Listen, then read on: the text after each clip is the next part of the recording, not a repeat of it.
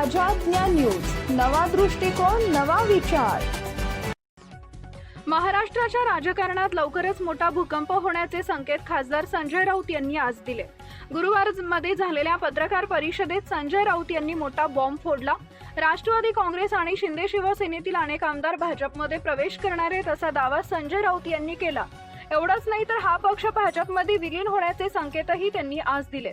एकीकडे उपमुख्यमंत्री सुनेत्रा पवार अचानक दिल्लीत गेल्या। दिल्लीत उपमुख्यमंत्री सुनेत्रा पवार भाजपमधील वरिष्ठांची भेट घेणार आहेत। त्यामुळे अशात संजय राऊत यांच्या वक्तव्यामुळे राजकारणात खळबळ माजली आहे। या पत्रकार परिषदेत संजय राऊत म्हणाले की मी वारंवार हे सांगतोय की राष्ट्रवादी काँग्रेस हा स्वतंत्र पक्ष आहे, तर सुनेत्राताई पवार त्या पक्षाच्या राष्ट्रीय अध्यक्ष आहेत। प्रफुल्ल पटेल आणि सुनील तटकरे हे अजितदादांचे सहकारी आहेत, पण अजित पवार यांच्या निधनानंतर नवीन रचनेत सुनेत्राताई पवारांचे सहकारी असतीलच असं नाही।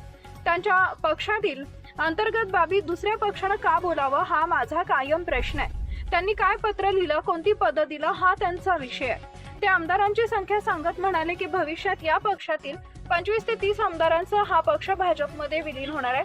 त्यांचं नेतृत्व कुणाकडे असेल हे मी आताच तुम्हाला सांगत नाही। त्याचबरोबर शिंदे गटातील तितकेच आमदार म्हणजे 25 आमदार हे भाजपमध्ये जाणार असा दावाही संजय राऊत यांनी केला। हे आमदार भाजपमध्ये विलीन होण्याच्या मानसिकतेत आहेत, पण त्यांना काही वेळ वेट अँड वॉच असं सांगण्यात आलंय। सुनेत्राताईंचा पक्ष आणि एकनाथ शिंदेचा पक्ष यांना विलीन व्हावंच लागेल असा दावा राऊतांनी पत्रकार परिषदेतून केला आहे। लाईक करा, शेअर करा, सबस्क्राईब करा आणि बेल आयकॉन प्रेस करा।